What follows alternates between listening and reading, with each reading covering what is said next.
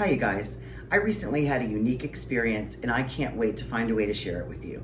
I was able to find one of 6 Dolores Cannon proteges, and I had a QHHT session with that person last week. I'm going to link below exactly what a QHHT session is.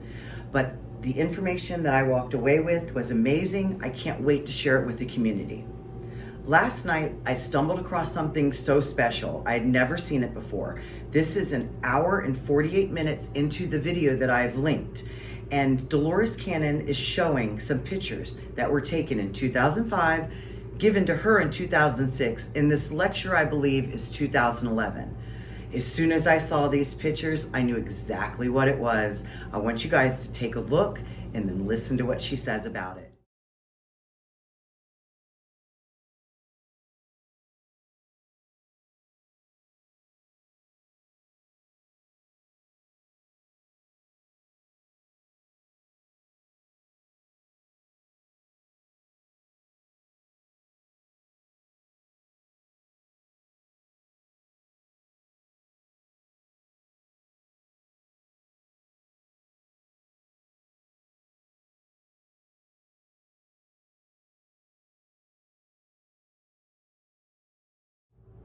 I was amazed. I just couldn't believe how much it resonated with my own story, the story that I shared with you in Utilizing Gifts video.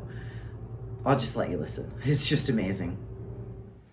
Okay, and I just made some notes here. This is going in the next book about when I had the session with them and I wanted to know what this was.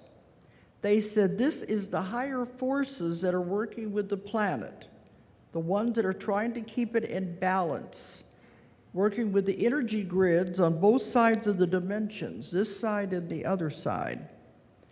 I said, in the picture it looks almost like a physical object. They said it's an entity. It's elastic. It can spread over a lot of territory by expanding. And it's working on balancing the planet with the energy work. And this even goes all the way down into the center of the planet, and it's enveloping the whole planet like they said it's like it's elastic, an embryonic sac as it goes all over the world and is balancing the earth. And I said, well, when they first saw it in the sky, it looked like a star. They said camouflage. I said, it didn't show up until the pictures were enlarged. Then it seemed to change shape. And they thought it was a physical object of some kind. The human eye and the human physical body is not on that vibrational level to be able to see it with the naked eye. Sensitive people can feel its presence, but they can't see behind the camouflage, but the camera picks it up. That was why they were able to get pictures of it. And I said, well, why were they allowed to photograph it? And they said, because other people need to see it, and now is the time, and we're moving along on schedule. But this was 2006 when I had the session. And I said, it appears to change shape in the pictures. Yes, it changes size and shape depending on what it's doing. It accommodates itself to the environment it's working in, or the dimension that it is working in, the energy makeup of the dimension. It is a light being. It is an entity. It has elasticity. It's ever moving, constantly moving, with pieces coming off of it that rotate around it and intermesh, and they go all the way down to the center of the earth. And I said, well, what does it normally look like? Or is it just the way the camera picked it up? It wouldn't look normally like that on this side. They mean their side. But through your atmosphere and your dimension, that's what it looks like here, if the camera were to pick it up. It would look different in another star system. Things are affected by their environment. Well, where it comes from, what does it really look like? It's a huge, huge vapor of light. It is so big you can't comprehend it. It's actually much further away than you think it is when you're taking these pictures. And it's photographed as smaller because it is so huge and it's much further away, and it's appearing as a light in the sky, but actually it's from a long, long way away. And it's moving, and it's huge, huge thing. Well, anyway, it's here to help the Earth. It's the one that's helping change the energy and the frequency of the Earth as we go into this. So there's a lot of help out there, and that's what they said in here too. Don't ever think you're alone, because this is an example. There are always beings here helping you all the time. But it says this is affecting the DNA also of everything. And I think you said when you first saw it, it was almost like you felt it, your DNA.